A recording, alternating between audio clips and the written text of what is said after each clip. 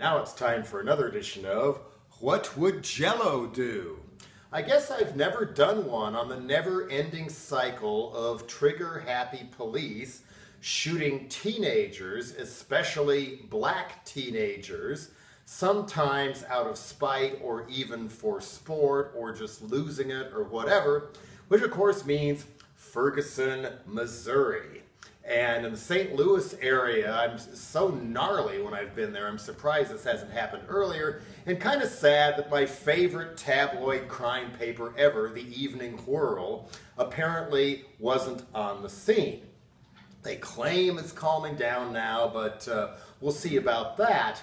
But meanwhile, it seems like, or it doesn't just seem like, it's documented that ever since Reagan got in and all the other flavors of Reagan we've been fed since, police brutality complaints and shootings have gone up, up, up, up, up.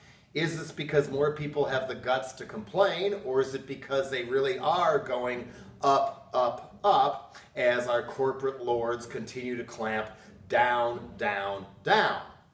And there's some obvious lessons here that are the same lessons that we seem to have to learn over and over and over again, such as, starting in 8th grade was the first time I pointed out in a speech class, police should not be allowed to investigate complaints against the police. It's kind of like complaining to the Hells Angels that one of their members beat you up, or to a prison gang that one of their members assaulted you or something and the other members should investigate.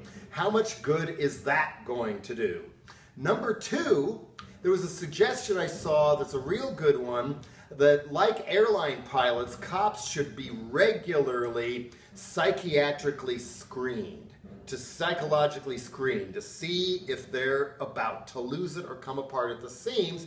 It's a very stressful job, and I have no doubt that a lot of people who become police officers really do give a damn about trying to do a good job and protect the community rather than protect their own little gang from the community and see the community as the enemy. Number three, when will all these lawsuits against the police for brutality actually be paid out in part by the cops who beat the crap out of people or shoot them? City of San Francisco just budgets it in. Oh, we're just going to pay out $2 to $4 million every year for police brutality complaints. New York City, higher, of course. LA, who knows? The point being, that's a lot of money that could be spent retraining officers and weeding out the genuine bad apples. And another thing, missing piece from Ferguson was, I wondered, they said there were like something 54 police officers and only 3 of them were African American. But bigger part of the equation to me is, where do these cops live? The one who killed Michael Brown doesn't even live in Ferguson. Does a single one of these cops live in Ferguson? Or is it like LA, where the cops all live among themselves in what might as well be a gated community of cops, gang mentality among the cops and everything else in Simi Valley? In the San Francisco Bay Area, they live up in the suburb in Marin known as Novato, which coincidentally or not seems to hit the papers every once in a while for racial and homophobic violence at Novato High School. No. Clear back when I was running for mayor and it started blabbing around to people I was going to run and then frantically writing out a flat platform with a felt tip pen on a napkin while watching Peer Ubu play 2 feet away from me, the second idea that popped into my head out of nowhere I still think is a really good one.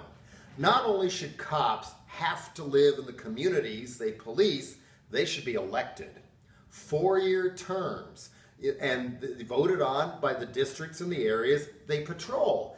If amateurs start running, well, it's just like running for DA county coroner. You're not going to vote for the ice cream man for DA or somebody who's running for county coroner on a Jello Biafra type platform. You vote for somebody who has experience and knows what they're doing.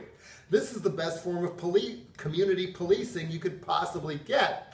And they'll say, oh, but the gangs will know where the cops live. But how far will the gangs ever get in the first place, especially with forcing young kids to join, if The neighbors are the trusted members of the police who are serious about doing the right job, the right way to protect the area in which they actually live.